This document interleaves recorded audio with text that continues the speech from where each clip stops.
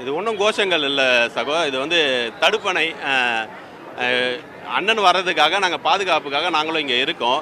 இப்போ இந்த சாலை பார்த்தீங்கன்னா காலியாக தான் இருக்குது. ஆனால் காவல்துறை என்ன பண்ணுறாங்க, இந்த சாலையோட முனையிலேயே பார்த்தீங்கன்னா தடுப்பணை போட்டு வச்சுருக்காங்க. இப்போ நாங்கள் உள்ளே போக முடியலன்னா எங்களுடைய வாகனங்களும் ரோட்டில் நிற்குது, நாங்களும் ரோட்டில் நிற்கிறோம். இப்படி தொடர்ந்து நாங்கள் இங்கேயே நின்றுட்டு இருந்தோன்னா நூற்றுக்கணக்காக இன்னும் 1000 கணக்காக தம்பிங்க வந்துட்டோம். இப்போ உள்ள விடலன்னு வச்சுக்கோங்களேன், சாலை போக்குவரத்து நெரிசல் ஆகுது. அந்த நெரிசலை தவிர்க்கிறதுக்காக தடுப்பணை விலக்குன்னு சொல்லி கேட்டோமே கோஷமே தவிர வேற எந்த கோஷமும் தேவை. காவல்துறை என்ன சொல்றாங்க? காவல்துறைக்கு எந்த காரணமும் எங்ககிட்ட விளக்கமாக கொடுக்கல சாகோ. அவங்க என்ன பேசுகிறாங்கன்னா நமக்கு தெரியல. நாம் கேட்குறது என்னென்னா, இந்த தடுப்பணையை எடுத்துன்னு போய் உங்களுடைய காவல் நிலைய அருகில் போட்டுக்கோங்க. அண்ணன் வந்து அங்கே பேசிக்க போகிறாங்க. கடந்த முறை அண்ணன் வரும்போது காவல் நிலையத்திலிருந்து ஒரு 10 அடியில் தான் அந்த தடுப்பணை ஏறுது. ஆனால் இன்றைக்கி பார்த்தீங்கன்னா 200 அடி தடுப்பணை போட்டு வச்சுருக்கீங்க. இப்படி தடுப்பணை போட்டிங்கன்னா நாங்கள் உள்ளே நிற்க முடியாது.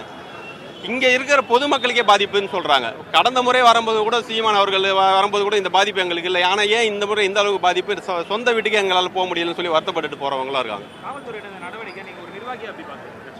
இது காவல்துறை வந்து என்னை பொறுத்தவரைக்கும் காவல்துறை மக்கள் பணி செய்கிற துறை தான். அதில் எந்த மாற்று கருத்தும் கிடையாது. காவல்துறையை சில ஆளுமைகள் வந்து அவருக்கு ஏவல் துறையை மாற்றிட்டு இருக்காங்க. அதில் ஒரு சில பேர் சிக்கிக்கிறாங்க. மற்றபடி சில காவல்துறைகள்லாம் நேர்மையாக இருக்கவங்களும் இருக்காங்க.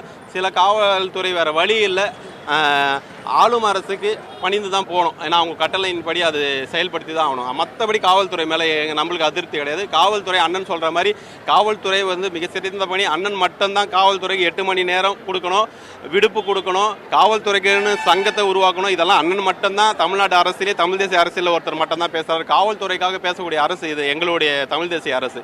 அதனால் வந்து அண்ணன் வந்து இனிமேல் காவல்துறை மேலே விருப்பம்லாம் கிடையாது. அவர் வந்து ஆளும் அரசுக்கு ஒரு ஏவல் துறையாக அவங்க சிக்கியிருக்காங்க. மற்றபடி காவல்துறை மேலே நம்ம விமர்சனம் கிடையாது. என் பெயர் சரவணனுங்க. நான் குன்றத்தூர் ஒன்றிய கிழக்கொன்றிய துணைத் தலைவராக இருக்குங்க. இப்போ வலசரவாக்கம் காவல் நிலையத்துக்கு எங்கள் அண்ணன் செந்தமிழ் சீமான் அவர்களை ஆஜராகிறதுக்கு சொல்லியிருக்காங்க. அதனால் நாங்கள் எல்லோரும் வந்திருக்கோம். என்ன ஒரு விஷயம்னா, இது திட்டமிட்ட சதி செயலாக நாங்கள் பார்க்குறோம். இவங்க விசாரணைன்றது வந்து எல்லோருக்கும் உள்ளது தான். மனு கொடுக்கலாம், நீங்கள் நேரடியாக வர சொல்லலாம், விசாரணை பண்ணலாம், இல்லை அவர் வீட்டிலே கூட விசாரணை பண்ணலாம். அதையும் தாண்டி இந்த தமிழக மக்களுக்கு மிகப்பெரிய ஒரு அதிர்ச்சி காத்திருக்குது. என்ன அதிர்ச்சினா, அந்த பிரவீன் என்பவர் நீலாங்கரை ஆய்வாளராக இருக்கார் இல்லையா, அவரோட அப்பா வந்து ராஜீவ்காந்தி இறக்கும்போது அவர் அதிகாரியாக இருந்தால் அவரும் சேர்ந்து இறந்துருக்கார். இப்போ அவர் ஒரு நல்ல மனிதராக தான் ஆரம்பத்தில் இருந்திருக்குதா எல்லாரும் சொல்கிறாங்க.